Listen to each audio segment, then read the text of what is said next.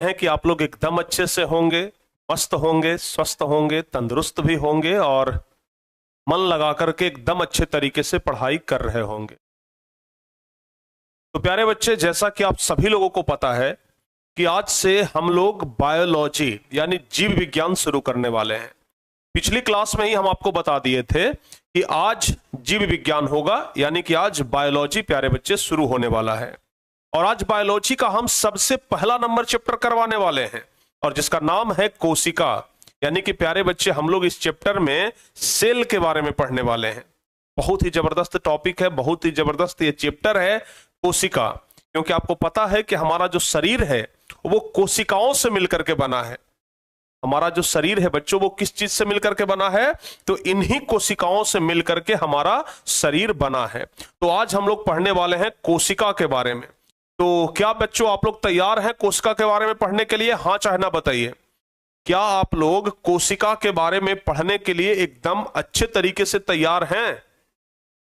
और अगर तैयार हैं, अगर आपका जवाब हाँ है, तो फिर सबसे पहले आप लोग क्लास को शेयर कर दीजिए।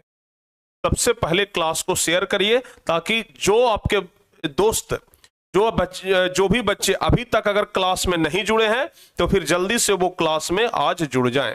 ठीक है ना? तो चलिए जल्दी से प्यारे बच्चे क्लास को आप लोग शेयर कर दीजिए फटाफट से। जो बच्चे अभी तक क्लास में नहीं जुड़े हैं, उनके पास क्लास को शेयर करिए, ताकि जल्दी से वो भी बच्चे क्लास में जुड़ जाएं। ठीक है ना? और आज प्यारे बच्चे हम लोग क्या पढ़ने वाले हैं? बायोलॉजी। हालांकि बायोलॉजी के बारे में हम आपको सब कुछ बता दिए थे, सब कुछ बता दिए थे। अभी तो प्यारे बच्चे 9वां क्लास हम शुरुआत किए हैं। आपका और हमारा जो रिश्ता है ना, अभी प्यारे बच्चे कुछ दिनों का ही पुराना है, लेकिन शायद आप हमें बहुत दिन पहले से जानते होंगे। और ये हमारा सौभाग्य है, हम तो 10वीं क्लास के बच्चों को पढ़ाते थे, लेकिन ये हमारा सौभाग्य है कि 9वीं क्लास के बच्चे भी हमें जानते थे। और 9वीं क्लास के बच्चों का ये लगातार डिमांड आया, लगातार ये अनुरोध आया कि सर जी हम लोगों को भी पढ़ाइए। और तब जाकर के फाइनली हम 9वीं क्लास के बच्चों के लिए भी नया सिलेबस शुरू किए। तो कहते हैं ना प्यारे बच्चे कि रिश्ता कोई भी हो, एकदम हीरे के जैसा होना चाहिए। रिश्ता चाहे गुरु शिष्य का हो, माँ बाप का हो, पिता पुत्र का हो, रिश्ता चाहे कोई भी हो, लेकिन एकदम हीरे के जैसा होना चाहिए कि देखने में तो वो छोटा लगे, लेकिन उसका कीमत बहुत ज्यादा रहे। समझ गए ना? तो ध्यान रखिएगा, रिश्ता चाहे कोई भी हो, हीरे के जैसा होना चाहिए। देखने में भले छोटा हो, लेकिन कीमत बहुत ज्यादा होना चाहिए। समझ गए ना? तो उसी तरीके का कुछ रिश्ता प्यारे बच्चों, हीरे के जैसा रिश्ता हमारा और आपका है। एक साथ अभी से जुड़े हैं, और अभी ये रिश्ता बहुत लंबा चलेगा। 9वीं क्लास में अभी आपको हम पढ़ा रहे हैं, फिर 10वीं क्लास में हम आपको पढ़ाएंगे, 11वीं क्लास में पढ़ाएंगे, 12वीं क्लास में पढ़ाएंगे। मतलब अभी से लेकर के 4 साल तक के लिए ना आप हमारे फिक्स हो गए। 4 साल के लिए प्यारे बच्चे आप टारगेट बोर्ड के बच्चे बन करके रहेंगे, टारगेट बोर्ड के फैमिली मेंबर बन करके रहेंगे, टारगेट बोर्ड परिवार के सदस्य बन करके रहेंगे, और यहां पढ़ेंगे। समझ गए? ध्यान रखिएगा। तो चलिए बाबू, क्लास को हम करते हैं स्टार्ट, क्लास को हम करते हैं शुरू। सारे बच्चे जुड़ जाइएगा। और आपका जो ये बैच है प्यारे बच्चे, 9वां क्लास का ये बैच उड़ान बैच है। इस बैच का नाम क्या रखा गया है? उड़ान बैच, ताकि आप लोग यहां से उड़ना शुरू किए हैं। प्यारे बच्चे, अब हम लोग आपके साथ जुड़ चुके हैं, आप हमारे साथ जुड़ चुके हैं, अब दोनों का उड़ान शुरू हो गया है। तो इसलिए इस बैच का नाम रखा गया है उड़ान बैच। ठीक है ना? इस बैच का फी प्यारे बच्चे था 799, लेकिन चूंकि ये पहला साल है, इसलिए अब की बार ये बिल्कुल फ्री रखा गया है। तो जो बच्चे जुड़ना चाहते हैं, जाकर के टारगेट बोर्ड एप्लीकेशन में जुड़ जाइएगा। कहां पर बाबू? टारगेट बोर्ड ऐप में। टारगेट बोर्ड ऐप में आप लोग जाकर के जुड़ जाइएगा, और वहां पर ना आप लोगों को नोट्स वगैरह मिलेगा। अब बात कर लेते हैं थोड़ा सा हम नोट्स का, कि प्यारे बच्चे नोट्स आप लोग को कब मिलेगा। बहुत सारे बच्चे कह रहे हैं कि सर जी फिजिक्स के पहला चैप्टर का नोट्स नहीं मिला है, हिंदी का नोट्स नहीं मिला है, कब मिलेगा? तो प्यारे बच्चे, हिंदी का नोट्स लगभग आज बन करके तैयार हो गया, आप लोग को प्रिंट निकलवाने वाला नोट्स। उसके अलावा फिजिक्स का भी जो नोट्स था वो लगभग बन करके तैयार है। उम्मीद है कि कल आप लोगों को दोपहर तक नोट्स मिल जाएगा। ठीक है ना? कल दोपहर तक आप लोगों को नोट्स मिल जाएगा। तो चलिए फाबू, नोट्स के बारे में भी अपडेट पूरा कंप्लीट है एकदम, आप लोग को बहुत जल्द मिलेगा। अगर क्लास आप लोग शेयर कर चुके हैं तो हम क्लास को शुरू करें। चलिए शुरू ही कर देते हैं। हम लोग क्या पढ़ रहे हैं? बायोलॉजी। बायोलॉजी। बायोलॉजी के बारे में हम आपको बताए थे प्यारे बच्चे कि बायोलॉजी विज्ञान की वह शाखा है जिसमें हम जीवधारियों के बारे में अध्ययन करते हैं। बताए थे ना, बायोलॉजी के बारे में हम आपको बताए थे कि जीव विज्ञान में हम आपको क्या बताए थे, जरा एकदम गौर से समझिएगा और सुनिएगा। हम आपको बताए थे कि हम लोग जीव विज्ञान में किस चीज में बाबू, तो जीव विज्ञान में सजीवों का अध्ययन करते हैं। सजीवों का अध्ययन करते हैं। किस चीज का अध्ययन करते हैं, तो सजीवों का अध्ययन करते हैं। हम लोग किस चीज का अध्ययन करते हैं, तो बाबू ध्यान रखिएगा, हम लोग यहां पर सजीवों का अध्ययन करते हैं।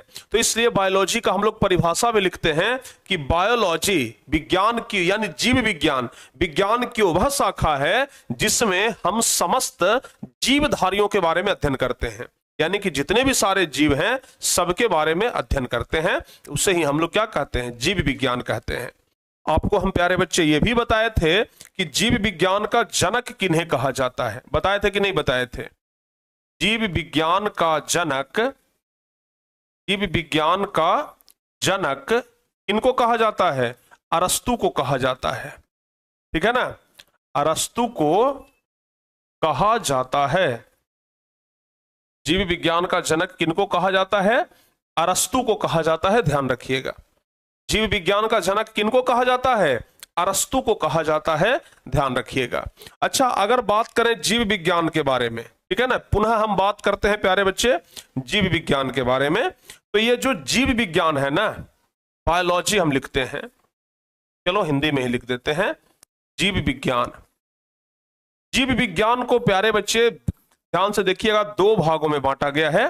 पहला है बॉटनी, ठीक है ना, और दूसरा है प्यारे बच्चे जूलॉजी। बॉटनी को हम लोग क्या कहते हैं, बॉटनी को हम लोग कहते हैं वनस्पति विज्ञान, कहते हैं वनस्पति विज्ञान। क्या कहते हैं, वनस्पति विज्ञान कहते हैं। और जूलॉजी को कहते हैं हम लोग जंतु विज्ञान। क्या कहते हैं, जंतु विज्ञान। ध्यान रखिएगा, याद रहेगा। बॉटनी को कहते हैं वनस्पति विज्ञान और जूलॉजी को कहते हैं हम लोग जंतु विज्ञान। ठीक है ना, तो जीव विज्ञान की दो शाखाएं हैं, एक है बॉटनी और एक है जूलॉजी। जिसमें हम लोग पेड़ पौधों के बारे में पढ़ते हैं उसे कहते हैं वनस्पति विज्ञान, और जिसमें जीव जंतुओं के बारे में पढ़ते हैं उसे कहते हैं हम लोग जंतु विज्ञान। आपको हम यह भी बताए थे प्यारे बच्चे कि बॉटनी के जनक कौन है, बताए थे ना, जनक कौन है, जल्दी से बताइए, बॉटनी के जनक कौन है? अगर हम बात करें बॉटनी का तो इसके जनक कौन है, बताइए। बॉटनी यानी वनस्पति विज्ञान के जनक कौन है, तो इसके जनक थे थियोफ्रेस्टस, ठीक है। और आपको हम बताए थे जंतु विज्ञान के जनक कौन है, तो जंतु विज्ञान के जनक हैं अरस्तु, ठीक है।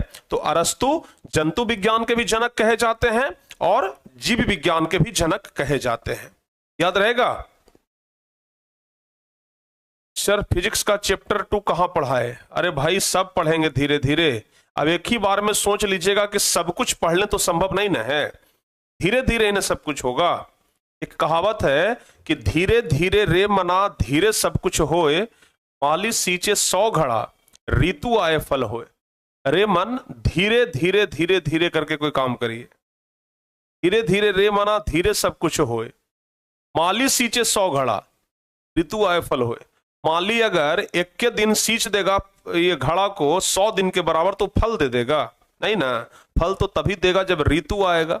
इसलिए उबना नहीं है, धीरे धीरे चलना है, ठीक है ना, लेकिन निरंतर चलते रहना है, समझ गए। धीरे धीरे चलिए लेकिन निरंतर चलिए। जीत कछुआ का ही होता है, आपको तो पता है ना।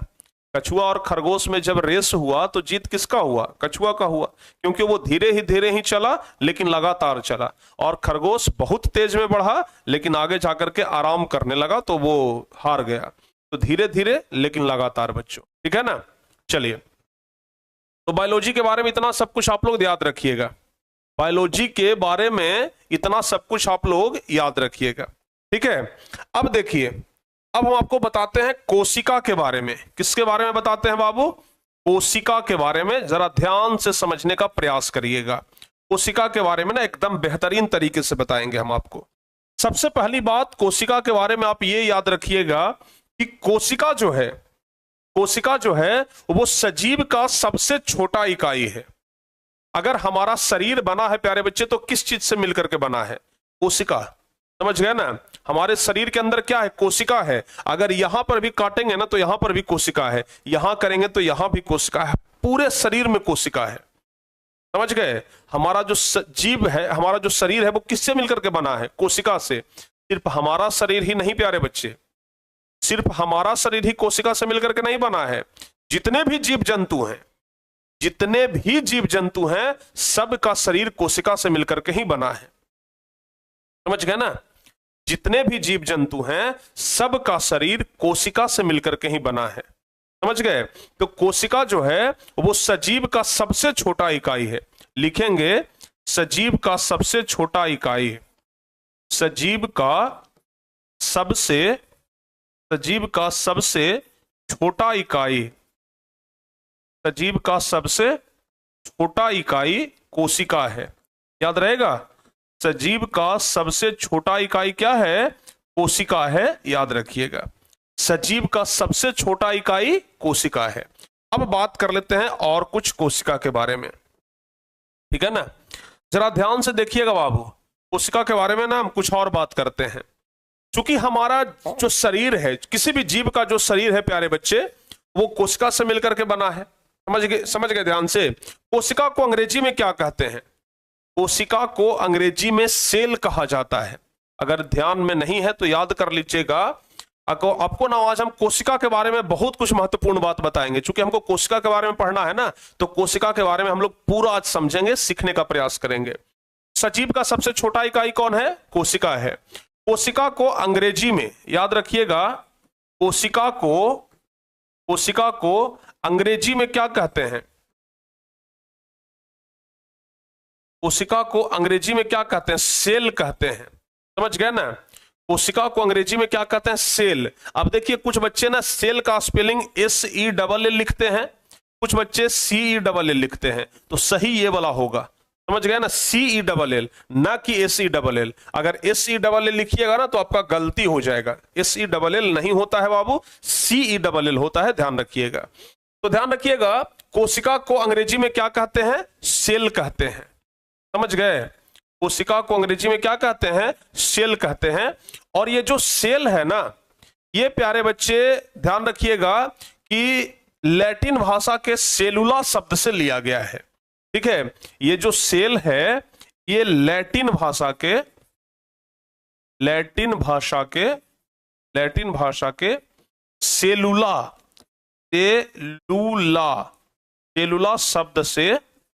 सेलुला शब्द से लिया गया है। ठीक है? सेलुला शब्द से लिया गया है। ठीक है? अच्छा, ये सेलुला शब्द का अर्थ क्या होता है ये ध्यान में रखिएगा। ये जो सेलुला शब्द है इसका अर्थ क्या होता है? तो सेलुला का अर्थ होता है प्यारे बच्चे, क्या कोई बता सकते हैं? हमारा जो कोशिका है ना, हमारा जो कोशिका है एक बंद रूम के जैसा है। समझ गए? एक बंद रूम के जैसा है प्यारे बच्चे। तो इसलिए जो सेलुला शब्द है इसका अर्थ होता है कमरा। समझ गए? ध्यान रखिएगा। तो अगर आपसे पूछा जाएगा कि सेल शब्द कहां से लिया गया है, तो लैटिन भाषा के सेलुला से लिया गया है, सेल। समझ गए ना? सर कितने दिनों में ये चैप्टर खत्म हो जाएगा? अभी तो शुरू ही किया है, कम से कम 5-6 दिन तो इस चैप्टर में लग जाएगा, हमें जैसा लगता है, चूंकि ये बड़ा चैप्टर है। समझ गए ना? तो ध्यान से देखिएगा, सजीव का सबसे छोटा इकाई कौन है बाबू? कोशिका है। कोशिका को अंग्रेजी में क्या कहते हैं? सेल कहते हैं, CELL, ना कि SELL। CELL सेल होता है। लैटिन भाषा के सेलुला शब्द से लिया गया है। ये जो सेल है ये कहां से लिया गया है? लैटिन भाषा के सेलुला शब्द से लिया गया है। याद रहेगा? सेलुला शब्द से लिया गया है। अब देखिएगा, जरा समझिएगा ध्यान से परिभाषा, कोशिका का परिभाषा समझिएगा। ठीक है ना? कोशिका कहते किसको है? कोशिका के बारे में समझिएगा। अभी हम आपको बताए कि किसी भी जीव में, अभी हम आपको बताए कि जीवों में जीवों में, अच्छा जीवों का निर्माण किसके कारण होता है? कोशिका के कारण ना। जीवों में क्या पाया जाता है? कोशिका, चाहे हम रहे, चाहे कुत्ता रहे, चाहे बिलाई रहे, चाहे लोमड़ी रहे, चाहे गाय भैंस बैल बकरी कुछ भी रहे, सबका निर्माण होता है कोशिका से। किसी भी जीव का निर्माण किससे होता है? कोशिका से होता है प्यारे बच्चे। तो हमारे शरीर का रचना किससे हो रहा है? हमारे शरीर का रचना किससे हो रहा है? कोशिका से हो रहा है ना। तो लिखते हैं कि जीवों के रचना, चूंकि हमारे शरीर का रचना हो रहा है कोशिका से, इसलिए रचनात्मक, इसलिए रचनात्मक, ध्यान रखिएगा, चूंकि हमारे शरीर का रचना हो रहा है कोशिका से, इसलिए जीवों के रचनात्मक एवं, ध्यान रखिएगा। अब चूंकि प्यारे बच्चे रचना जब कोशिका से हुआ है तो काम भी कौन करता है? कोशिका ही करता है, कोशिका ही ना काम कर रहा है। तो अगर प्यारे बच्चे रचना भी हुआ है कोशिका से और जितना भी काम है वो कोशिका से हो रहा है, तो रचनात्मक एवं, इसको क्या कहेंगे? क्रियात्मक, क्रियात्मक, समझ गए? जीवों में रचनात्मक एवं क्रियात्मक, समझ गए? जीवों में रचनात्मक एवं क्रियात्मक इकाई को, जीवों में रचनात्मक एवं क्रियात्मक इकाई को क्या कहते हैं? कोशिका कहते हैं। क्या कहते हैं? कोशिका कहते हैं। जीवों के रचनात्मक एवं क्रियात्मक इकाई को कोशिका कहते हैं। क्योंकि रचना भी हुआ है हमारे शरीर का कोशिका से ही, कार्य भी होता है कोशिका से ही, तो इसलिए कहते हैं कि जीवों में रचनात्मक एवं क्रियात्मक इकाई को कोशिका कहते हैं। तो अगर आपसे कोई पूछ दे कि कोशिका किसे कहते हैं, तो आपको यही बताना है कि जीवों में रचनात्मक एवं क्रियात्मक इकाई को कोशिका कहते हैं। अच्छा, बहुत सारे बच्चे ये बोलते हैं कि सर ये जो हमारा शरीर कोशिका से मिलकर के बना है वो कैसे कहते हैं? कैसे सर हमारा शरीर कोशिका से मिलकर के कैसे बना है? तो जरा सुनिएगा ध्यान से। सबसे पहले प्यारे बच्चे, कोशिकाओं के समूह, ढेर सारा कोशिका हमारे शरीर में है ना, तो कोशिकाओं का समूह है, कोशिकाओं का समूह है। बहुत सारा कोशिका का समूह जब मिला प्यारे बच्चे तो उत्तक बन गया, समझ गए? तो कोशिकाओं के समूह को क्या कहते हैं? उत्तक कहते हैं। तो जब ढेर सारा कोशिका एक साथ मिला तो उत्तक बना, और जब ढेर सारा उत्तक एक साथ मिला तो अंग बना। क्या बना? अंग बना। और जब ढेर सारा अंग प्यारे बच्चे एक साथ मिला, जब ढेर सारा अंग एक साथ मिला तब अंग तंत्र बना। समझ गए ना? देखिएगा, ढेर सारा कोशिका एक साथ मिला तो उत्तक बना, ढेर सारा उत्तक एक साथ मिला तो अंग बना, ढेर सारा अंग एक साथ मिला तो क्या बना? अंग तंत्र। और यही अंग तंत्र प्यारे बच्चे शरीर का रूप लिया। अंग तंत्र बोले तो जैसे हमारे शरीर में है, क्या क्या है? हमारे शरीर में हो गया पाचन तंत्र, हमारे शरीर का पाचन तंत्र, हमारे शरीर का श्वसन तंत्र, हमारे शरीर का श्वसन तंत्र, हमारे शरीर का परिवहन तंत्र, परिवहन तंत्र, हमारे शरीर का उत्सर्जन तंत्र, उत्सर्जन तंत्र, ठीक है? हमारे शरीर का तंत्रिका तंत्र, हमारे शरीर का क्या हो गया? हमारे शरीर का तंत्रिका तंत्र। तो ये जितना भी तंत्र बन रहा है प्यारे बच्चे, ये सब का जो पूर्वज है वो कौन है? कोशिका ही है ना। बताइए, ये सब का पूर्वज कौन है? ये सब का जड़ कहां है? कोशिका में है ना। तो इसलिए कहते हैं कि कोशिका से हमारे शरीर का निर्माण हुआ है। समझ में आ गया? सारे बच्चों को समझ में आया? जितना भी तंत्र है हमारे शरीर में, चाहे वो पाचन तंत्र रहे, चाहे श्वसन तंत्र रहे, चाहे परिवहन तंत्र रहे, चाहे उत्सर्जन तंत्र रहे, चाहे तंत्रिका तंत्र रहे, चाहे कोई भी तंत्र रहे, हमारे शरीर का जितना तंत्र है सब प्यारे बच्चे, सब कहां से होकर के निकला है? कोशिका से होकर के। कोशिका से उत्तक में, उत्तक से अंग में, अंग से अंग तंत्र में, ये सब बना। तो हमारे शरीर का जो निर्माण हुआ है, किसी भी जीव के शरीर का जो निर्माण हुआ है, वो कहां से हुआ है? कोशिका से हुआ है। किसी भी जीव के शरीर का निर्माण कहां से हुआ है? कोशिका से हुआ है। तो बताइए, याद रखिएगा इस बात को, किसी भी जीव के शरीर का जो निर्माण हुआ है वो कहां से हुआ है? कोशिका से हुआ है। समझ गए ना? अब बहुत सारे बच्चे कहेंगे कि सर ये सब क्या होता है? पाचन तंत्र, श्वसन तंत्र, परिवहन तंत्र, ये सब 10वां क्लास में आपको पढ़ना है। समझ गए ना? परिवहन तंत्र, जो खून हमारा दौड़ रहा है ना, ये परिवहन तंत्र कहते हैं। धमनी में, सीरा में खून जाता है, 10वां क्लास में पढ़ाएंगे। हो सकता है कि अगर इसमें आगे पढ़ना हो तो आगे पढ़ा देंगे। श्वसन तंत्र आप लोग जानते हैं, उत्सर्जन तंत्र जो मल मूत्र त्याग होता है उत्सर्जन तंत्र है, सब कुछ आपको हम पढ़ाएंगे प्यारे बच्चे, समझ गए ना। अगर आपके सिलेबस में है तो आपके सिलेबस में, अगर आपके सिलेबस में नहीं है तो 10वां में तो ये सब कुछ पढ़ना ही है बहुत विस्तार से, तो वहां पर हम आपको पढ़ाएंगे, ठीक है। तो अब समझ में आया, अब आप लोगों को समझ में आया कि शरीर का जो निर्माण हुआ है वो किस चीज से हुआ है, कोशिका से ही हुआ है। बताइए जल्दी से, शरीर का जो निर्माण हुआ है वो किस चीज से हुआ है, कोशिका से ही हुआ है। अब सारे बच्चों को यकीन हो गया। किसी भी जीव का निर्माण किससे हुआ है, आप लोग जल्दी से जवाब दीजिए। किसी भी जीव का निर्माण किससे हुआ है, जल्दी से जवाब दीजिए आप लोग। जो बच्चे अभी तक जवाब नहीं दे रहे हैं ना, हम बहुत देर कर रहे हैं, आप लोग समझ जाइए। इतना देर में जवाब दीजिएगा तो फिर समझेंगे कि आप लोग नहीं पढ़ रहे हैं। बताइए, किसी भी जीव का जो निर्माण होता है वो किससे होता है, तो जवाब होगा कोशिका से होता है। समझ गए ना, ध्यान रखिएगा। ओके, सीख गए ना। हाँ, अब चलिए थोड़ा कोशिका के इतिहास के बारे में पढ़ते हैं कि कोशिका का खोज कौन किया, कैसे पता चला कि कोशिका है, ये सब हम लोग जरा पढ़ने पर विचार करते हैं। तो सबसे पहले ध्यान रखिएगा, कोशिका के बारे में हम लोग किसके बारे में पढ़ रहे हैं, कोशिका के बारे में, ठीक है। कोशिका के बारे में पढ़ रहे हैं, यानी कि सेल के बारे में पढ़ रहे हैं, ठीक है ना। अगर बात करें कोशिका के बारे में प्यारे बच्चे, तो कोशिका का खोज किसने किया था, खोज। सबसे पहले बात करते हैं खोज पर कि कोशिका का खोज किसने किया, तो जवाब क्या होगा हमारा। अगर बात करें कोशिका का खोज किसने किया, तो हमारा जवाब होगा प्यारे बच्चे रॉबर्ट हुक ने। याद रहेगा, याद रहेगा, कोशिका का खोज किसने किया था, तो जवाब होगा रॉबर्ट हुक ने।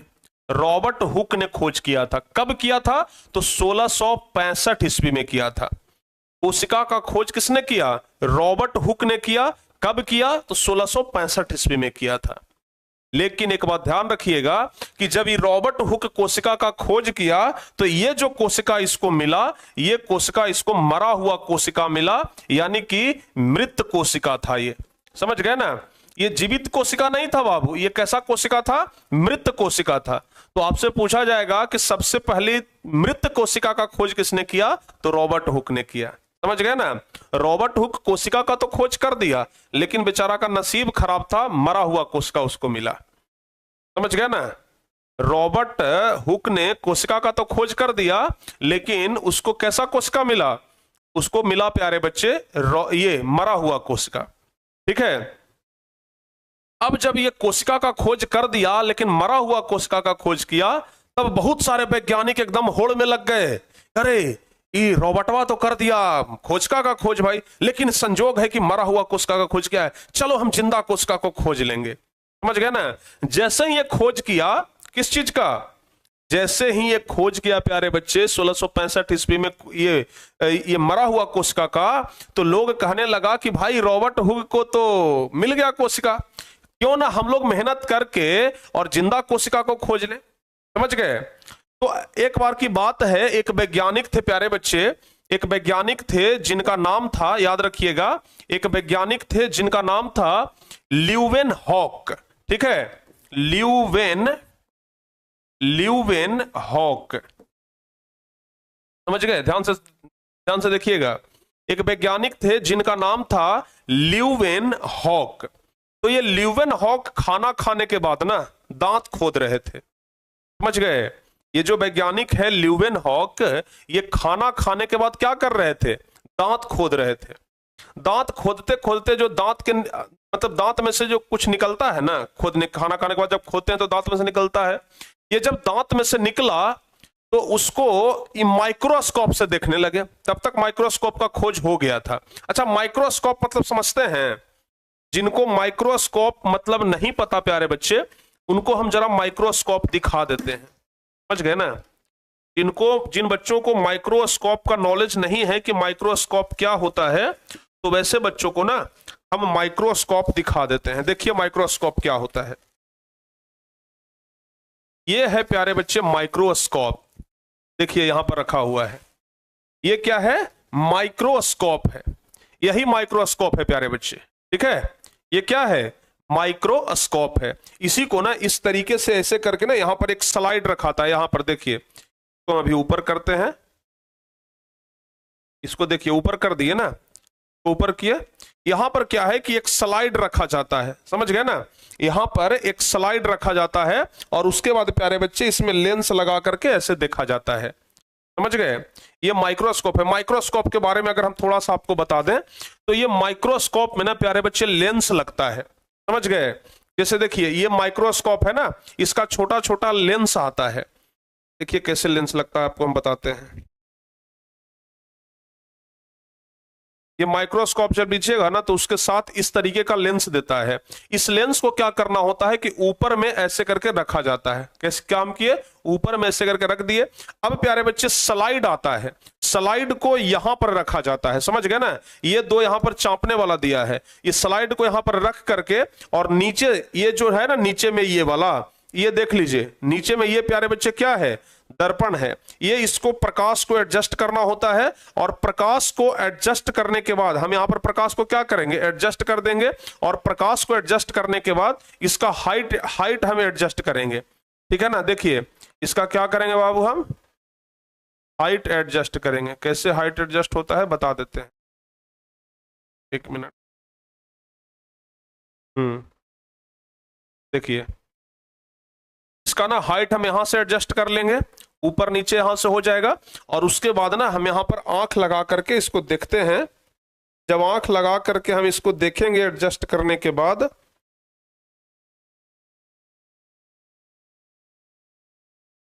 जब आंख लगा करके हम इसको देखते हैं ना, तब पता चलेगा कि भाई इसमें बहुत सारे सूक्ष्म जीवाणु उप दिखाई दे रहे हैं, समझ गए। तो ये क्या है? माइक्रोस्कोप है, याद रहेगा ना, ये क्या है? माइक्रोस्कोप है। तो तब तक क्या हुआ था कि माइक्रोस्कोप का खोज हो गया था। चलिए इसको हम साइड में अब रख देते हैं, जब इसका जरूरत आएगा तो हम आपको और बढ़िया से दिखा देंगे, समझ गए। तो हुआ क्या प्यारे बच्चे, ये ल्यूवेन हॉक नामक जो वैज्ञानिक थे, ये खाना खाने के बाद दांत खोद रहे थे और दांत में से जो निकला उसको माइक्रोस्कोप में रख दिए और बोले कि देखते हैं भाई इसमें से क्या निकलता है। तो उसमें से देखे कि जिंदा कोशिका है। क्या है? बैक्टीरिया निकला था ना, बताइए। अरे भाई यहां पर मुंह में जो फंसा हुआ रहता है वो क्या रहता है?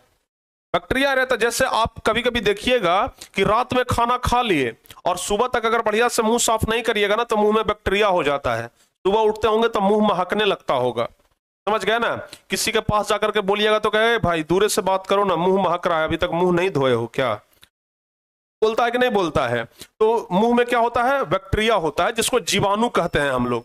तो ये ल्यूवेन हॉक ना देखे कि भाई इसमें तो जीवाणु है, एक हल्ला कर दिया कि हम तो जीवित कोशिका का खोज कर लिए, समझ गए।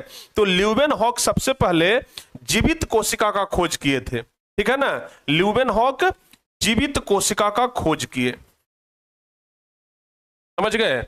ल्यूवेन हॉक क्या किए? जीवित कोशिका का खोज किए। जीवित कोशिका में क्या चीज का खोज किए थे? बैक्टीरिया का, बैक्टीरिया, ठीक है ना, बैक्टीरिया का खोज किए। कब किए थे बाबू बैक्टीरिया का खोज? कब किए थे, कोई बच्चे बता सकते हैं?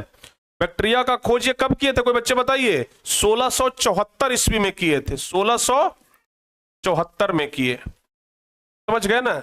1674 ईस्वी में ये खोज कर लिए जीवित कोशिका का। अब देखिए रॉबर्ट हुक तो मृत कोशिका का खोज किए थे, लेकिन ल्यूवेन हॉक जब आए तो ये जीवित कोशिका का खोज कर लिए।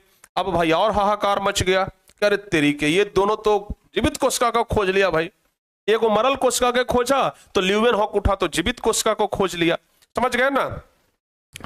अब सब आदमी सोचने लगा कि कहे ना हम भी और कोशिका में कुछ खोज लें, कहीं हमको भी कुछ मिल जाए, समझ गए। तब वैज्ञानिक सोचने लगा कि हम भी रिसर्च करते हैं, कहीं हमको भी कुछ मिल जाएगा। तो एक वैज्ञानिक और निकल करके आए, एक वैज्ञानिक और आए प्यारे बच्चे, और उनका नाम था रॉबर्ट ब्राउन। क्या नाम था?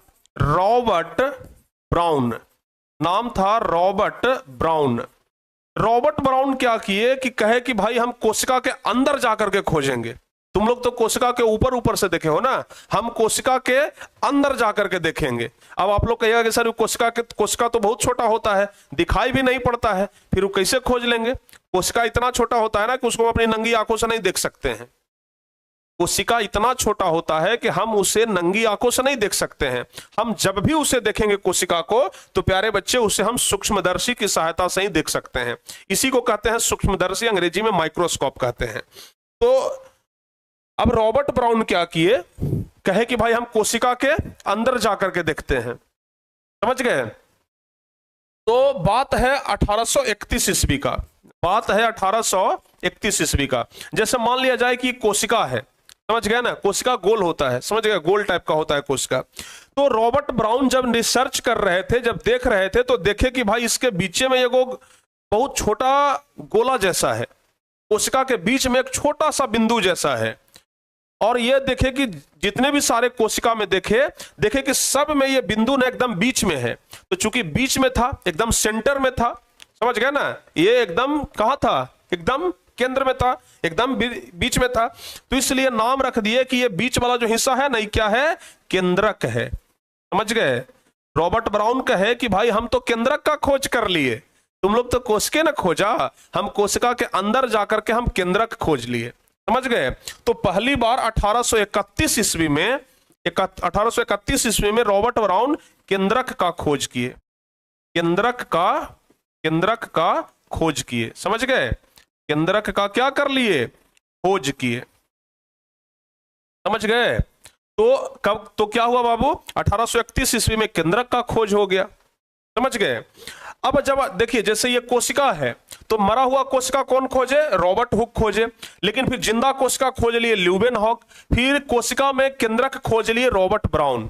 अब सब वैज्ञानिक और सोचने लगा कि कहीं कुछ हमारे हाथ लग जाए। समझ गए ना, वैज्ञानिक सब सोचा कि कहीं कुछ हमारे हाथ लग जाता तो बढ़िया रहता, हम भी अपना कुछ देख लेते। समझ गए? तो बहुत सारे वैज्ञानिक लग गए भाई कि हमको भी कुछ खोजना है, हमको भी कुछ खोजना है। बहुत सारे वैज्ञानिक लगातार रिसर्च कर रहे थे। तो एक वैज्ञानिक को और सफलता मिल गया। एक वैज्ञानिक जिनका नाम था, प्यारे बच्चे, एक वैज्ञानिक जिनका नाम था पुरकिंजे। क्या नाम था? एक वैज्ञानिक थे जिनका नाम था पुरकिंजे। समझ गए ना? तो घटना है 1839 में, ठीक है ना, घटना है 1839 का। तो 1839 में ये लगातार कोशिका पर रिसर्च कर रहे थे, और रिसर्च करते करते ये देखते हैं कि भाई ये तो ऊपर से कोशिका है, बीच में केंद्रक है, और इसके बीच में यानी कि इधर सब जगह पर ना एक द्रव भरा हुआ है। क्या भरा हुआ है? द्रव भरा हुआ है, लिक्विड भरा हुआ है। समझ गए? जो पुरकिंजे थे, पुरकिंजे नामक वैज्ञानिक, ये देखे कि भाई ये कोशिका के और केंद्रक के बीच में ना एक द्रव भरा हुआ है। समझ में आया? क्या देखे ही कि कोशिका के और द्रव के बीच में क्या भरा हुआ है, केंद्रक भरा हुआ है। तो ये वैज्ञानिक बोले, कौन, पुरकिंजे बोले कि भाई ये जो बीच में द्रव है ना, ये कैसा द्रव है, ये जीव द्रव है। चूंकि कोशिका जीव में पाया जाता है, और चूंकि इसमें द्रव है तो इसमें जीवों का द्रव है, तो इसलिए ये नाम दिए कि ये जीव द्रव है। क्या है? जीव द्रव है। तो प्यारे बच्चे ध्यान रखिएगा, 1839 में पुरकिंजे ने, 1839 में पुरकिंजे ने, ठीक है ना, पुरकिंजे ने जीव द्रव्य की खोज की। ठीक है, जीव द्रव्य की खोज की, याद रहेगा, जीव द्रव्य की खोज की। समझ में आया? तो अब तक क्या क्या खोज, ये अब तक क्या क्या मिल गया, कोशिका मिल गया, कोशिका में केंद्रक में मिल गया, जीव द्रव्य भी मिल गया। अब सब वैज्ञानिक को भाई कुछ ना कुछ मिलते जा रहा है। ठीक है, अब क्या हुआ कि जब वैज्ञानिक लगातार खोज रहे थे, अब किसी को कुछ जब नहीं मिलने लगा, तब एक वैज्ञानिक और आए। समझ गए ना? तब प्यारे बच्चे एक वैज्ञानिक और आए। समझ गए? एक वैज्ञानिक और आए, और उस वैज्ञानिक का नाम था स्लाइडेन। दो वैज्ञानिक थे, स्लाइडेन और स्वान। वैज्ञानिक थे प्यारे बच्चे स्लाइडेन और स्वान, ये दो वैज्ञानिक थे। ये दोनों बहुत दिन तक रिसर्च किए, और रिसर्च करने के बाद कोशिका में अब कुछ नया इनको नहीं मिला। समझ गए ना, कोशिका में अब इनको कुछ नहीं मिला, तो ये अपना एक सिद्धांत दिए। सिद्धांत ये दिए कि संसार में जितने भी सारे जीव हैं, संसार में जितने भी सारे जीव हैं, सभी जीव का शरीर जो है वो कोशिका से मिलकर के बना है। समझ गए ना। तो ये सिद्धांत किनका था? स्लाइडेन और श्वान का सिद्धांत है ये। स्लाइडेन और श्वान ने कहा कि क्या कहा? स्लाइडेन और श्वान ने कहा कि संसार में सभी जीवों का शरीर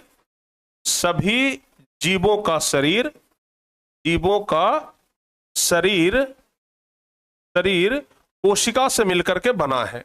किस चीज से मिलकर के बना है? कोशिका से मिलकर बना है। समझ गए ना, कोशिका से मिलकर बना है। समझ गए। ये हम आपको कोशिका का इतिहास पढ़ा रहे हैं। समझ गए ना कि कोशिका का खोज कैसे हुआ। तो जब स्लाइडेन और श्वान को कुछ नहीं मिला तो अपना इस सिद्धांत दे दिए, बाकी सब भाई कुछ ना कुछ कोशिका में ही खोज रहे थे। लेकिन ये कहे कि भाई हम एक सिद्धांत देते हैं कि दुनिया में जितने भी सारे जीव हैं, सबका जो शरीर है ना वो कोशिका से ही मिलकर के बना है। ठीक है। अब बात हुआ कि भाई तक कोशिका तो नया जन्म लेता है और मर जाता है। कोशिका तो रोज नया जन्म लेता है, रोज नया कोशिका मरता है।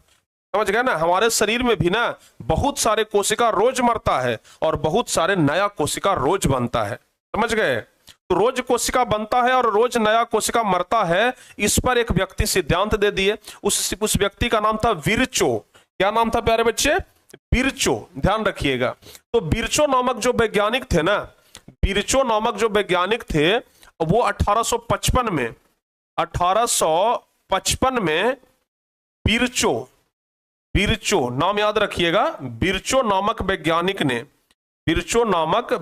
क्या व्यक्ति बोलिए आप, समझ गए ना। वैज्ञानिक ही थे लेकिन व्यक्ति लिखे। विरचो नामक व्यक्ति ने बताया कि, क्या बताया पता है? ये जो विरचो नामक व्यक्ति थे ये बताए कि जितने भी नया कोशिका बनता है ना वो सब कहां से बनता है? पुराने कोशिका से ही बनता है। समझ गए ना। हमारे शरीर में जितने भी सारे कोशिका बनता है वो सब नया कोशिका से ही बनता है। समझ गए। विरचो बताए कि हमारे शरीर में जितने भी सारे नई कोशिका का निर्माण होता है वो पहले से मौजूद कोशिकाओं के द्वारा होता है। बताया कि जीवों के शरीर में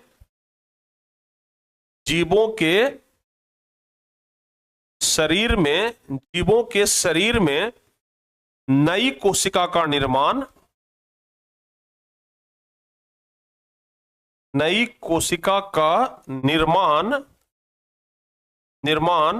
पहले से मौजूद कोशिकाओं द्वारा होता है। पहले से मौजूद कोशिकाओं द्वारा होता है ना। कोशिकाओं द्वारा होता है। समझ गए। कोशिकाओं द्वारा होता है। समझ गए। विरचो नामक वैज्ञानिक 1855 ईस्वी में क्या बताए? विरचो नामक वैज्ञानिक 1855 ईस्वी में बताए कि जितने भी सारे नए कोशिका का निर्माण होता है वो सब पहले से मौजूद कोशिका यानी कि जो पुराना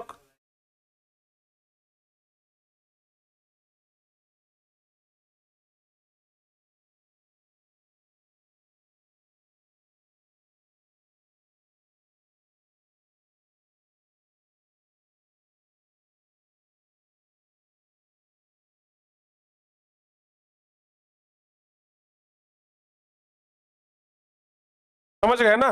तो विरचो नामक वैज्ञानिक क्या बताए बाबू? विरचो नामक वैज्ञानिक बताए कि जितने भी सारे नए कोशिका का निर्माण होता है वो पहले से मौजूद कोशिकाओं के द्वारा ही होता है। ठीक है। अब सब आदमी अपना अपना, चूंकि जब जानते हैं ना कोई एक चीज का खोज हो जाता है ना तो सब लोग अपना अपना थ्योरी उस पर देने लग जाता है। अब बार बार नया आदमी आ रहे थे और नया नया बात हो रहा था। समझ गए। नया आदमी आ रहे थे और नया नया बात हो रहा था। अब क्या हुआ कि ये तो भाई एक अलग थ्योरी दे दिए। अब उसके बाद घटना है 1884 का। अब घटना है प्यारे बच्चे 1884 का। सब लोग अपना अपना नया थ्योरी दे ही रहे थे तो भाई जिसको जे मन में आता था वो जे बोल देता था। लेकिन बोलता था तो सही बोलता था, गलत नहीं बोलता था, प्रूफ के साथ बोलता था। तो घटना है 1884 का। एक स्टार्स बर्गर नाम के वैज्ञानिक थे, ठीक है ना। क्या नाम था? Stars burger. हमको लगता है कि बर्गर ज्यादा खाते थे इसलिए इनका नाम पड़ गया स्ट्रास बर्गर। क्या पड़ गया? स्ट्रास बर्गर। तो स्ट्रास बर्गर नाम के व्यक्ति ने, स्ट्रास बर्गर नाम के व्यक्ति ने कब, तो प्यारे बच्चे ध्यान रखिएगा, 1884 ईस्वी में बताया। कब बताया? 1884 में बताया कि क्या बताया पता है? ये स्ट्रास बर्गर क्या बताया पता है? कि केंद्रक जो होता है ना, कोशिका का जो केंद्रक होता है वो पैतृक लक्षणों की वंशागति होता है। यानी कि पैतृक लक्षण, यानी कि कोशिका का जो केंद्रक होता है ना, वो एक पीढ़ी से दूसरे पीढ़ी में जाता है। अगर पिता में वो केंद्रक है तो हो सकता है कि बेटा में भी वही केंद्रक आएगा। समझ गए? अगर पिता में वो केंद्रक है तो वही केंद्रक हो सकता है कि उसके संतान में भी चला जाए। तो ये बताया कौन? स्ट्रास बर्गर। कब बताया? 1884 में बताया। क्या बताया बाबू? कि केंद्रक जो होता है वो पैतृक लक्षणों की वंशागति में भाग लेता है।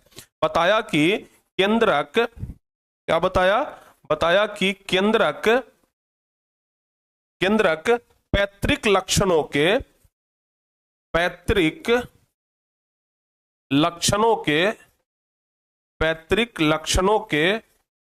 वंशागति में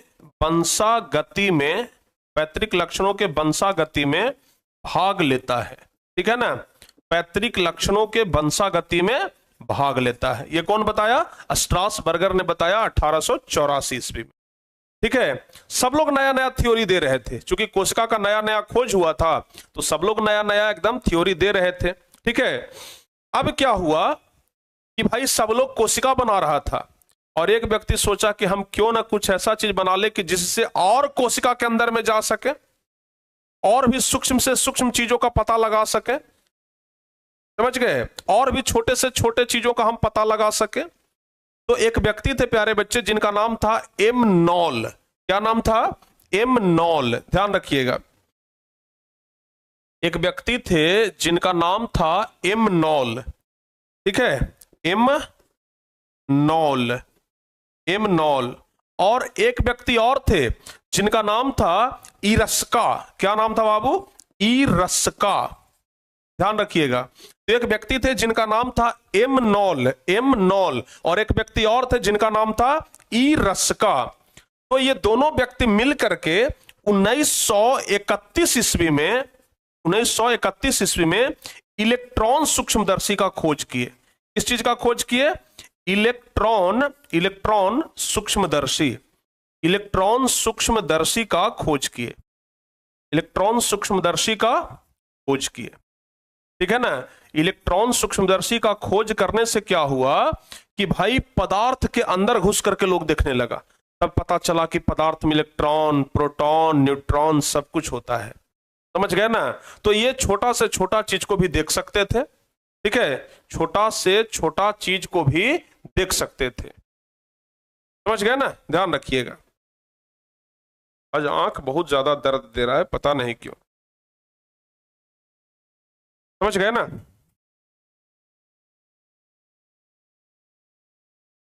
तो एम नॉल और इरस्का 1931 ईस्वी में इलेक्ट्रॉन सूक्ष्मदर्शी का खोज किए। ठीक है। ध्यान रखिएगा। अच्छा, अब आपके मन में एक विचार आता होगा कि आखिर कोशिका कितना बड़ा होता है। मन में विचार आता है कभी कि हम शायद कोशिका को देख पाते कि कोशिका कितना बड़ा होता है। हमारे शरीर में सब जगह पर कोशिका है। आपको पता है अगर आपके गाल पर कोई एक तमेचा कस के मार दे ना, अगर एक तमेचा कोई कस के मार दे तो यहां का बहुत सारा कोशिका मर जाएगा और फिर नया कोशिका तुरंत जीवित भी ले लेगा। समझ गए? हैं? समझ गए कि नहीं समझे? ध्यान रखिएगा। अगर किसी को एक तमेचा कस करके मार दिया जाए ना तो उसके गाल का बहुत सारा कोशिका मर जाएगा।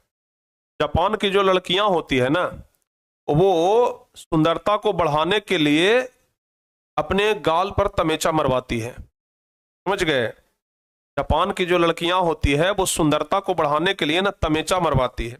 यहाँ लोग सैलून में जाता है तो मसाज करवाता है ना, एकदम रगड़ता है। वहां सैलून में जाता है तो मार तमेचा गोर कर देता है। समझ गए? तमेचा मारने से कोशिका, नया जो पुराना कोशिका था वो मर गया, नया कोशिका जीवित ले लिया। समझ गए ना? तो सुंदरता बढ़ जाता है। तो जापान की लड़कियां सब यही करती है। ऐसे भी जापान की लड़कियां देखने में ना बड़ा सुंदर होती है। तो सुंदरता का कारण है कि भाई वो तमेचा मसाज करवाती है। उसके मसाज का नाम है क्या, बताइए? क्या उसके मसाज का नाम क्या है? तो तमेचा मसाज। ठीक है ना? कितना मसाज करवाना है? तो 10। तो 10 तमेचा मारिए। ठीक है, ध्यान रखिएगा। तो अब क्या हुआ प्यारे बच्चे? हैं? अब आपके मन में एक सवाल नहीं आ रहा है कि ये कोशिका आखिर कम से कम कितना होता है? हैं? कोशिका का आकार कितना होता है? तो कोशिका का आकार कम से कम, ध्यान रखिएगा, ध्यान रखिएगा, बहुत इंपॉर्टेंट लाइन है। कोशिका का आकार, कोशिका का आकार, ध्यान रखिएगा बाबू, कोशिका का आकार कम से कम, कम से कम, कम से कम 0.1 माइक्रोमीटर होता है। कितना? 0.1 माइक्रोमीटर। याद रहेगा, 0.1 माइक्रोमीटर, 0.1 माइक्रोमीटर होता है, 0.1 माइक्रोमीटर होता है। अच्छा, ये जो 0.1 माइक्रोमीटर है वो कोशिका का क्या नाम है? कोई बच्चे बता सकते हैं? जो सबसे छोटा कोशिका है उसका क्या नाम है? आपको नहीं पता होगा ना। जो सबसे छोटा कोशिका है प्यारे बच्चे, उसका नाम क्या है? कोई बच्चे बता सकते हैं? माइक्रोप्लाज्मा। क्या नाम है? माइक्रोप्लाज्मा। ध्यान रखिएगा, जो कोशिका का कम से कम जो छोटा कोशिका है ना, इसका नाम है प्यारे बच्चे माइक्रोप्लाज्मा। क्या नाम है? माइक्रोप्लाज्मा। माइक्रोप्लाज्मा, याद रखिएगा, क्या नाम है? माइक्रोप्लाज्मा गैलसेप्टिकम। माइक्रोप्लाज्मा गैलसेप्टिकम। ठीक है, माइक्रोप्लाज्मा गैलसेप्टिकम, सेप्टिकम। ठीक है ना? माइक्रोप्लाज्मा गैलसेप्टिकम। या फिर एक दूसरा कोशिका भी है जिसका नाम है प्यारे बच्चे प्लूरोन्यूमोनिया। क्या नाम है? प्लूरोन्यूमोनिया, न्यूमोनिया। ठीक है ना?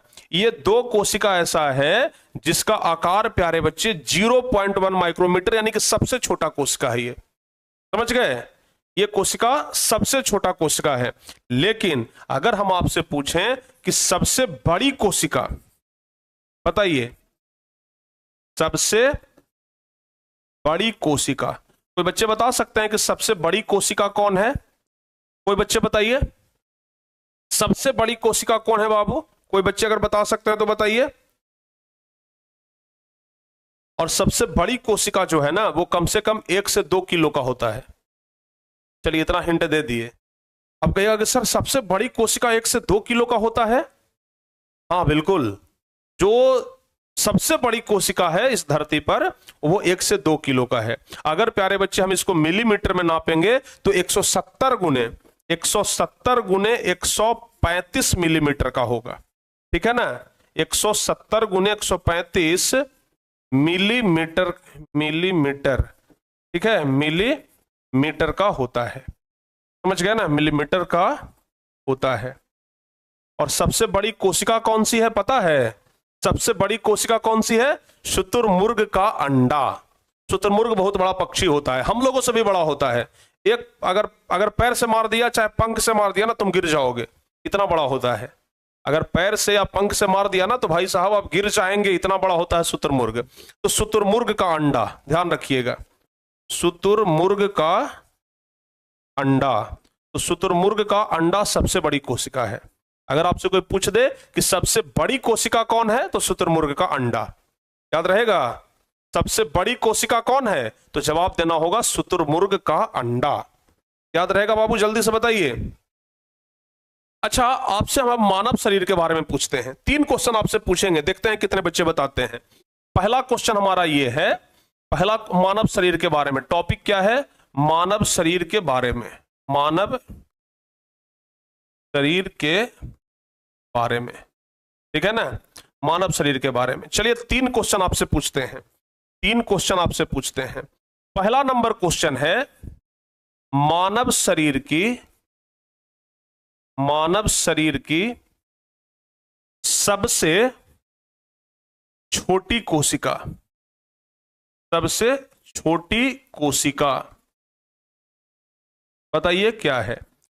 दूसरा क्वेश्चन ये है प्यारे बच्चे, दूसरा क्वेश्चन ये है मानव शरीर की सबसे बड़ी कोशिका, सबसे बड़ी कोशिका बताइए। और तीसरा क्वेश्चन ये है मानव शरीर की सबसे लंबी कोशिका, सबसे लंबी कोशिका बताइए। कोई बच्चे अगर समर्थ हैं बताने में तो बताइए, बताइए जल्दी से। अगर कोई बच्चे बताने में समर्थ हैं तो जल्दी से बताइए, अगर कोई बच्चे बताने में समर्थ हैं तो बताइए।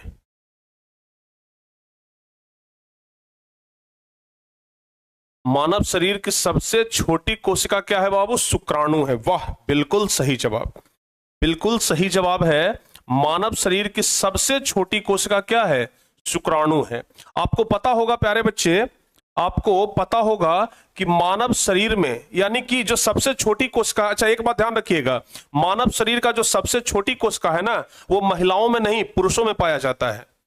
मानव शरीर का जो सबसे छोटी कोशिका है वो पुरुषों में पाया जाता है, स्पर्म के रूप में। प्यारे बच्चे देखिए हम आपको बताते हैं, इसमें पाया जाता है स्पर्म, ठीक है ना।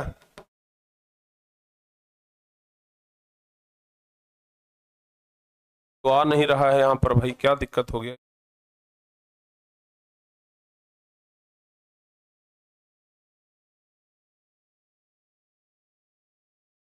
तो नहीं आ रहा है भाई।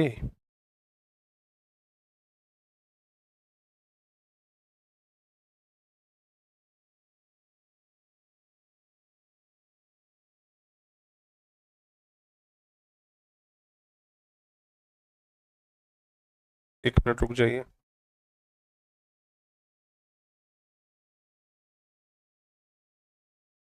मानव शरीर की सबसे छोटी कोशिका कौन सी है पता है? शुक्राणु है, समझ गए ना। और शुक्राणु जो है प्यारे बच्चे वो स्पर्म। सर्च करने वाला नहीं आ रहा है, बड़ा गुस्सा बरता है यार।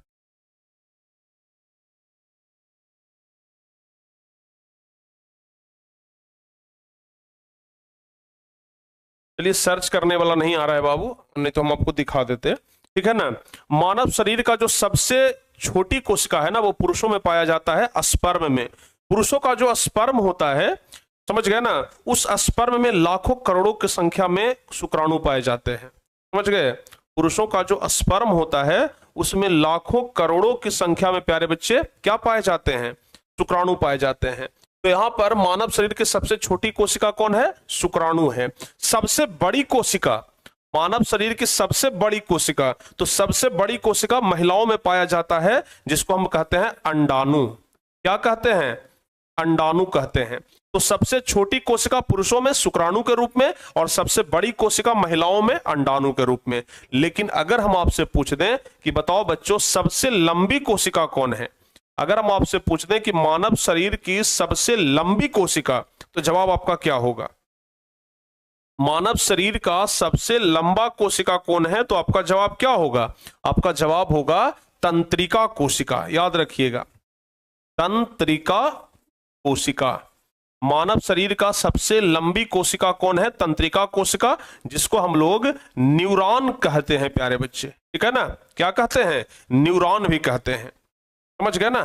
तंत्रिका कोशिका एकदम यहां से लेकर के, ऊपर से लेकर के और नीचे प्यारे बच्चे, नीचे तक, कमर तक मिलता है ये तंत्रिका कोशिका, समझ गए ना।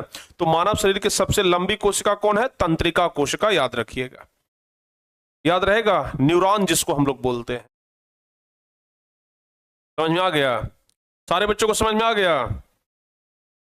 अच्छा, अब आपसे अगर हम पूछें प्यारे बच्चे, अगर हम आपसे एक बात पूछें कि बताइए एक मानव शरीर में, अच्छा सबसे पहली बात ये ध्यान रखिएगा, हर एक व्यक्ति में ना जो कोशिका होता है वो अलग अलग होता है। अगर कोई व्यक्ति बड़ा है तो उसमें ज्यादा कोशिका होगा, अगर कोई व्यक्ति मोटा है तो उसमें ज्यादा कोशिका होगा, अगर कोई व्यक्ति पतला है तो उसमें कम कोशिका होगा, अगर कोई व्यक्ति छोटा है तो उसमें कम कोशिका होगा। समझ गए ना?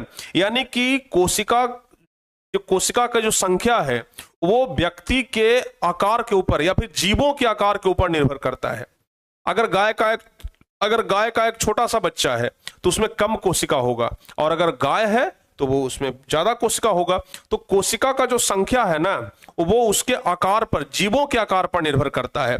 लेकिन एवरेज कहा गया है कि अगर 60 किलो का आदमी है, 60 केजी के आदमी में 60 केजी के आदमी में कितना कोशिका पाया जाता है? एक एवरेज निकाला गया प्यारे बच्चों कि अगर किसी व्यक्ति का वजन 60 किलो है तो उसमें कोशिका का संख्या कितना होगा पता है?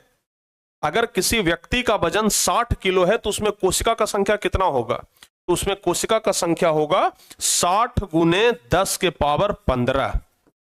निकाल लीजिए। अगर 70 किलो का होगा तो 70 गुने 10 के पावर 15, 80 किलो का होगा तो 80 गुने 10 के पावर 15। जितना किलो का आदमी है ना उसमें 10 के पावर 15 कर लीजिए, उतना कोशिका होगा। समझ गए? उतना कर लीजिए बाबू, उतना कोशिका होगा। समझ में आया कि नहीं आया? समझ में आया कि नहीं आया? यानी कि अगर हम प्यारे बच्चे, अगर हम कैलकुलेटर निकाल लें, कैलकुलेटर ये सब कुछ चल रहा है, पता नहीं सब कहां चला गया।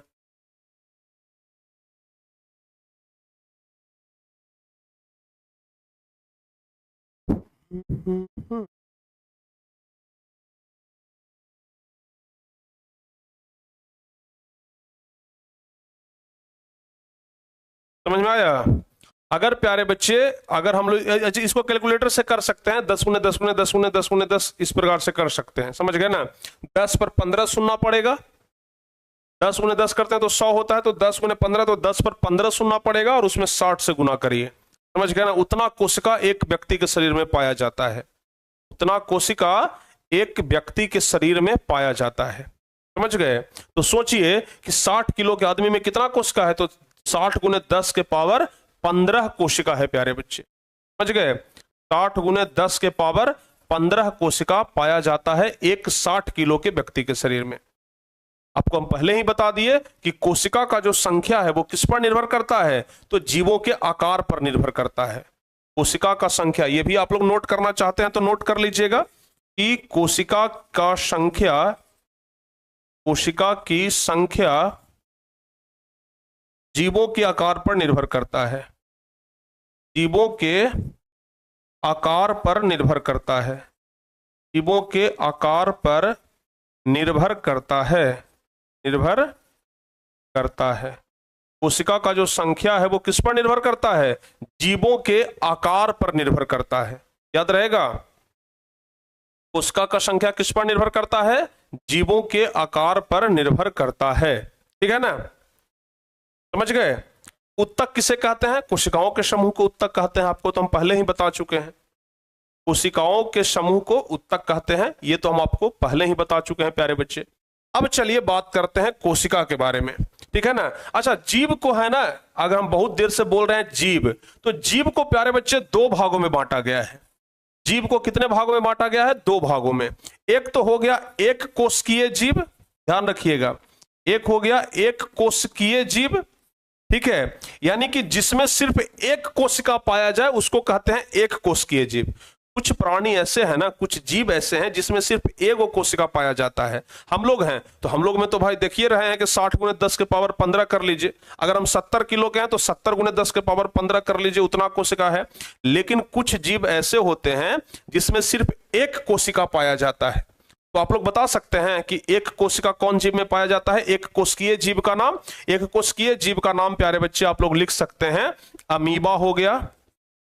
अमीबा, इसको ना हम लोग सूक्ष्म नंगी आंखों से नहीं देख सकते हैं, जब देखेंगे तब सूक्ष्मदर्शी की सहायता से। अगर अमीबा देखना है तो सूक्ष्मदर्शी की सहायता से देख सकते हैं। समझ गए ना? ध्यान रखिएगा। तो एक कोशिकीय जीव में किसका नाम आता है? अमीबा का नाम आता है, यूग्लिना का नाम आता है, परामैशियम का नाम आता है, परामैशियम। ठीक है? परामैशियम का नाम आता है। शैवाल हो गया, एक कोशिकीय शैवाल होता है बाबू, ध्यान रखिएगा। क्या होता है? एक कोशिकीय शैवाल होता है। इसके अलावा अगर आप जीवाणु विषाणु का भी नाम लेना चाहें, कवक का नाम लेना चाहें, तो एक कोशिकीय कवक भी है जो आता है। तो बहुत जो जीव है ना वो दो प्रकार से विभाजित हुआ, एक हुआ एक कोशिकीय जीव और दूसरा हुआ बहुकोशिकीय जीव। समझ गए? एक हुआ एक कोशिकीय जीव और दूसरा क्या हुआ? दूसरा हुआ बहुकोशिकीय जीव। बहुकोशिकीय, ठीक है ना, बहुकोशिकीय जीव। अब बहुकोशिकीय जीव में किसका किसका नाम आएगा? तो बहुकोशिकीय जीव में कुछ बोल लीजिए, कुत्ता, बिलाई, हाथी, घोड़ा, लोमड़ी, शेर, सियार, कुछ बोल लीजिए, आदमी, औरत, ये सांप, बिच्छा, बिलाई, कुछ बोल लीजिए बाबू। समझ गए ना? जिसको हम अपनी नंगी आंखों से देख रहे हैं। चींटी, एक चींटी भी जो है ना वो बहुकोशिकीय है, क्योंकि उसको हम अपनी नंगी आंखों से देख रहे हैं। एक चींटी भी है, वो बहुकोशिकीय है। तो वैसा जीव जिसको हम अपनी नंगी आंखों से देख रहे हैं वो समझ लीजिए कि क्या है? वो समझ लीजिए कि बहुकोशिकीय जीव है। समझ गए ना? जिसको हम अपनी नंगी आंखों से देख रहे हैं वो बहुकोशिकीय जीव है। समझ में आया? अमीबा कहां पाया जाता है सर? कहीं पर भी मिल सकता है, कहीं पर भी मिल सकता है, लेकिन वो आपको दिखाई ही नहीं देगा, क्योंकि हम उसको सब जगह तो आप माइक्रोस्कोप लेकर के घूमेंगे नहीं। अमीबा तो सब जगह है, समझ गए, लेकिन कहां पर दिखाई दे देगा ये कोई पता नहीं है। सब जगह तो आप माइक्रोस्कोप लेकर के घूमेंगे नहीं। समझ गए ना? तो अमीबा, यूग्लिना, पैरामेसियम हो गया, एक कोशिकीय शैवाल हो गया, एक कोशिकीय कवक हो गया। समझ गए ना? ये सब के सब क्या है? एक कोशिकीय जीव है। लेकिन अगर बहुकोशिकीय की बात किया जाए तो समस्त वैसे जीव जिसको हम अपनी नंगी आंखों से देख सकते हैं वो बहुकोशिकीय जीव कहलाएगा। तो जीव को दो वर्गों में बांटा गया, एक कोशिकीय जीव और बहुकोशिकीय जीव। समझ गए ना? अगर हम आपसे पूछें कि आप कौन से जीव हैं, आप एक कोशिकीय हैं कि बहुकोशिकीय हैं? बताइए, आप कौन से जीव हैं? एक कोशिकीय हैं कि बहुकोशिकीय हैं? तो आपका जवाब क्या होगा? जल्दी से बताइए, आप कौन से जीव हैं? एक कोशिकीय जीव हैं कि बहुकोशिकीय जीव हैं? बताइए जल्दी से।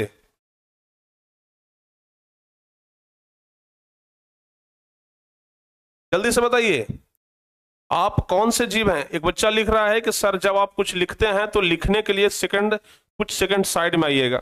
जो भी लिख रहे हैं ना इसका पैनल पीडीएफ हम व्हाट्सएप चैनल में डाल देंगे, आप लोग वहां जाकर के जुड़िए ना भाई। व्हाट्सएप चैनल में क्यों नहीं जुड़ते हैं? वहां तो डेली हम पीडीएफ डाल रहे हैं, तो आप लोग जुड़वे नहीं करिएगा तो गलती हमारा है। आप लोग को हम कितना मेहनत कम करवाते हैं, डेली हम आपको पैनल पीडीएफ भेज देते हैं कि चूंकि आप पैनल पीडीएफ से देख लीजिए, लेकिन आप पैनल पीडीएफ नहीं देखिएगा तो फिर यहीं से छापिए। हम लिखवाते हैं उसको, समझिएगा कि आप लिखने में रहिएगा, समझिए उसको। आप बताइए, एक कोशिकीय है कि बहुकोशिकीय? बहुकोशिकीय। समझ गए ना? मानव क्या है? बहुकोशिकीय जीव है। तो प्यारे बच्चे, जीवों को दो भागों में बांटा गया, एक कोशिकीय और बहुकोशिकीय। ठीक है? समझ गए कि नहीं समझे? अच्छा, बहुकोशिकीय जीव का विकास जो हुआ है ना वो एक कोशिकीय जीव से ही हुआ है, ये चंबा वाला बात है।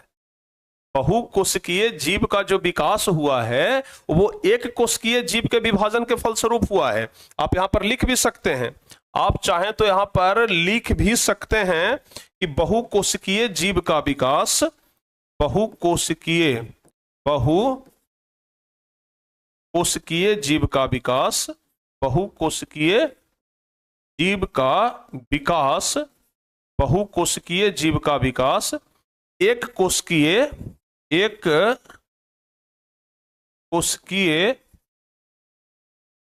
जीव के विभाजन के फलस्वरूप हुआ है। एक कोशिकीय जीव के विभाजन के फलस्वरूप हुआ है, फलस्वरूप हुआ है। बहुकोशिकीय जीव का जो विकास हुआ है ना वो एक कोशिकीय जीव के विभाजन के फलस्वरूप हुआ है। याद रहेगा?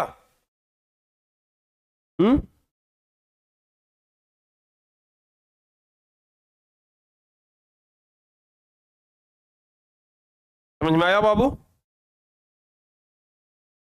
तो चलिए आज इतना ही तक रहने देते हैं, ठीक है ना? बाकी अगली क्लास में हम आपको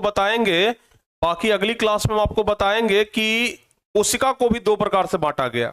सिर्फ कोशिका मानवों में नहीं, जीवों में नहीं, बल्कि पेड़ पौधों में भी होता है। तो पेड़ पौधों का अलग कोशिका जिसको पादप कोशिका कहते हैं, और जीव जंतुओं का अलग कोशिका जिसको जंतु कोशिका कहते हैं। तो अगली क्लास में हम आपको पादप कोशिका और जंतु कोशिका के बारे में बताएंगे, ठीक है। सबसे पहले तो आप हमें कमेंट करके ये बताइए, सबसे पहले तो आप हमें कमेंट करके ये बता दीजिए कि ये क्लास आपको कैसा लगा, ये क्लास कैसा लगा, जल्दी से बताइए। सबसे पहले कमेंट करके बता दीजिए कि ये क्लास मेरे प्यारे बच्चे आपको कैसा लगा। बताइए, 9th क्लास के बच्चों को इतना बेहतरीन तरीके से बायोलॉजी सिर्फ टारगेट बोर्ड पर ही आपको मिलेगा, कहीं और नहीं, समझ गए ना। सिर्फ टारगेट बोर्ड पर मिलेगा बाबू, कहीं और तो मिलने का चीज ही नहीं है, ठीक है ना। तो आप लोग छोड़िए इधर उधर, अब सीधे आ जाइए, हमसे जुड़ जाइए और आराम से पढ़ाई करते रहिए, कोई दिक्कत होने वाला नहीं है, कहीं पर कोई समस्या नहीं होगा, मन से एकदम पढ़ाते रहेंगे प्यारे बच्चे हम आपको भी, ठीक है ना। मस्त लगा सर, बहुत अच्छा है सर। अमीबा का वजन 1 किलो होता है, ये कहां से देख लिए भाई, इनको कौन वेराइटी का अमीबा मिल गया कि 1 किलो का वजन वाला अमीबा है। अब आप कहिएगा कि हमारा वजन सर 1-8 टन होता है। चलिए, बहुत अच्छा लगा ना, अरे बहुत अच्छा लगा कि नहीं लगा, बहुत अच्छा लगा ना। तो चलिए प्यारे बच्चे, फाइनली आज के इस शानदार क्लास को हम यहीं पे करते हैं समाप्त, ठीक है। कमेंट करके बताना मत भूलिएगा ये क्लास आपको कैसा लगा, और अपने अगल बगल को दोस्तों को टारगेट बोर्ड के साथ जोड़ना मत भूलिएगा। मिलते हैं प्यारे बच्चे अगली क्लास में, तब तक के लिए जय हिंद, धन्यवाद।